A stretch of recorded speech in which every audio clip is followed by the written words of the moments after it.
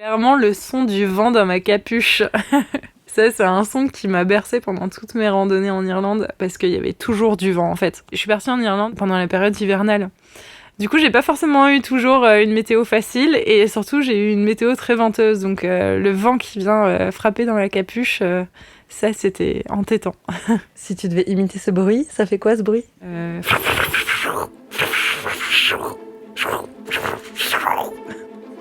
Tu vois, c'était pas régulier, quoi.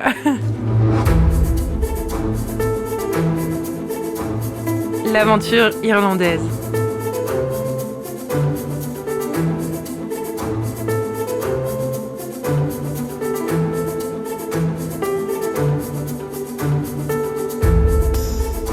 Clara Ferrand n'a pas encore 30 ans et déjà un grand nombre de voyages à raconter.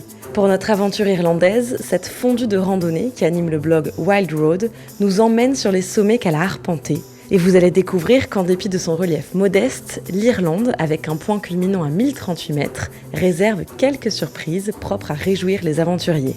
Dans le salon de son studio parisien, où elle n'est souvent que de passage, on voit une photo qui trône au mur. On ne peut pas la manquer en rentrant. Vision bleutée de falaises abruptes, presque verticales, 400 mètres et plus, plongeant dans la mer, à Porte, au nord-ouest de l'Irlande. Clara s'est approchée du bord de la falaise d'en face pour capturer cet instant, après avoir parcouru ce qu'elle décrit comme une route du bout du monde. Dans cet épisode, on réalise qu'il faut un goût pour l'aventure quand on s'embarque sur les sentiers irlandais. Et pour commencer, Clara nous fait revivre un moment fort de son voyage. Suivons-la.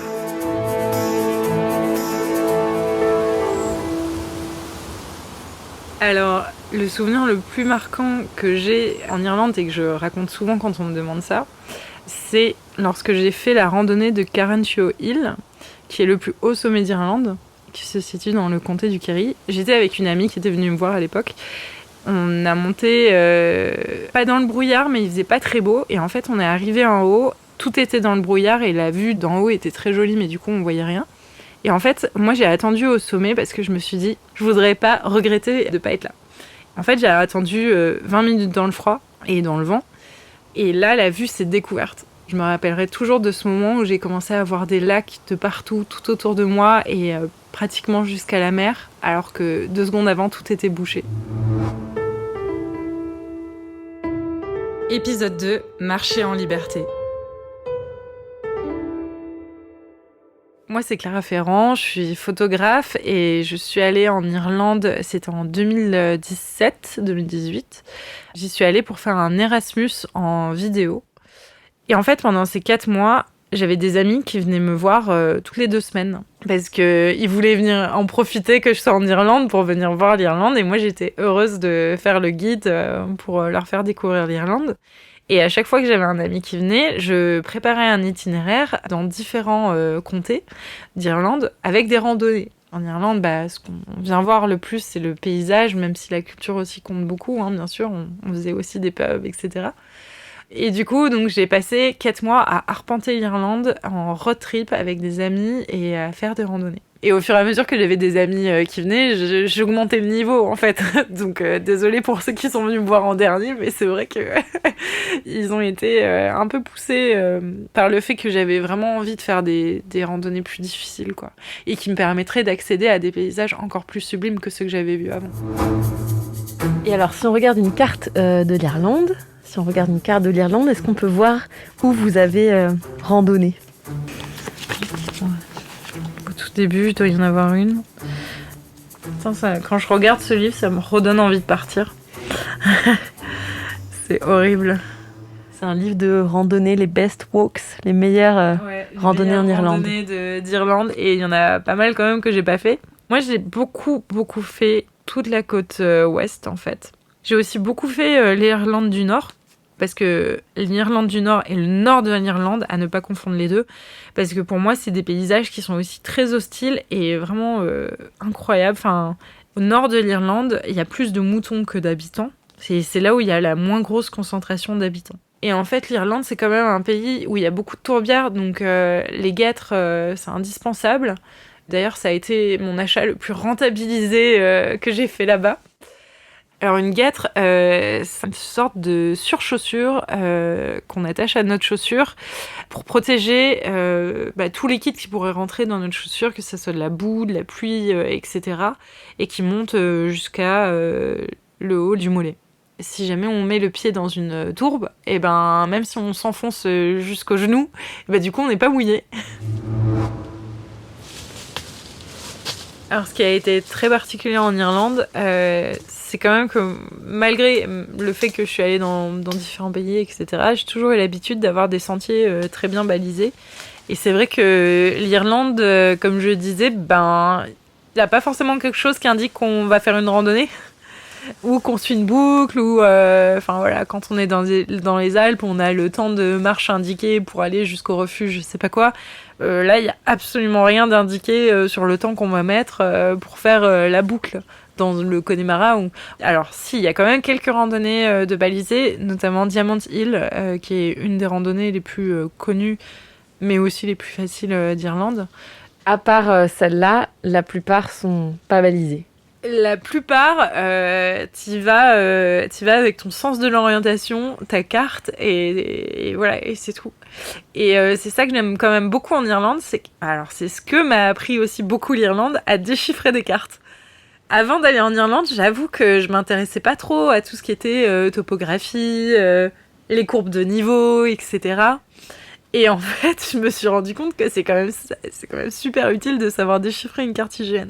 Vraiment, dans le Connemara, c'était en mode, je crois qu'on doit aller un peu plus à gauche ou un peu plus à droite. Là, peut-être qu'après le caillou, on va tourner à gauche. En tout cas, on doit viser cette montagne en face, donc on y va à peu près comme ça. Mais il n'y a absolument rien qui dit qu'on est sur le sentier. Vous voyez, il y a des fois, je me suis retrouvée à devoir désescalader une montagne parce que en fait on s'était pas rendu compte en allant dessus que de l'autre côté on pourrait pas exactement passer là où on avait prévu de passer parce que c'était très abrupt et surtout très rocheux. Et en fait, on s'est retrouvés à faire de l'escalade avec une amie et à ce moment-là, moi j'ai déchiré mon pantalon parce que je m'étais mis sur les fesses pour glisser un peu sur la pierre et la pierre était très rugueuse. Et du coup, je me suis retrouvée à finir la randonnée avec la moitié des fesses à l'air, quoi. Parce que je m'étais déchiré mon pantalon. Je pense qu'on n'a pas trouvé le chemin officiel, mais en tout cas, on a fait notre propre chemin dans la montagne et c'est vrai que ça avait un côté un peu aventurier où on savait pas trop. Ensuite, après, on s'est retrouvés en bas de la montagne, on était entourés de flaques d'eau, on aurait dit des marées, enfin voilà. Mais j'ai adoré ce sentiment on a fait quelque chose qu'on n'aurait jamais fait en France parce qu'on se serait vite réorienté, on aurait vite su où on était. Là, on savait pas où on était, on y allait et voilà quoi. En fait, ça a vachement développé en moi cette envie de plus repousser mes limites. Notamment le fait de m'être retrouvée dans des situations improbables à désescalader des montagnes.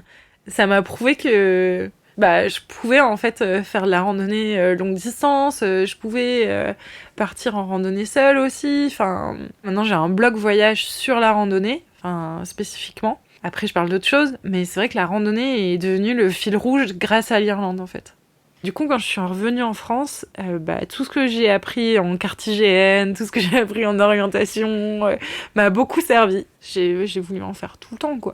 Voilà, c'est vrai quand on pense à l'Irlande, on pense à la mer, aux falaises, et on pense pas forcément à gravir des montagnes. Et en fait, il y a le Connemara, mais il n'y a pas que le Connemara, il y a aussi plein d'autres massifs qui sont incroyables, quoi. Tout ne nous tombe pas tout cuit dans le bec, on doit aller chercher les paysages et marcher en général pour les trouver. En tout cas, les paysages qui sont insolites et qui, pour moi, sont vraiment les plus beaux.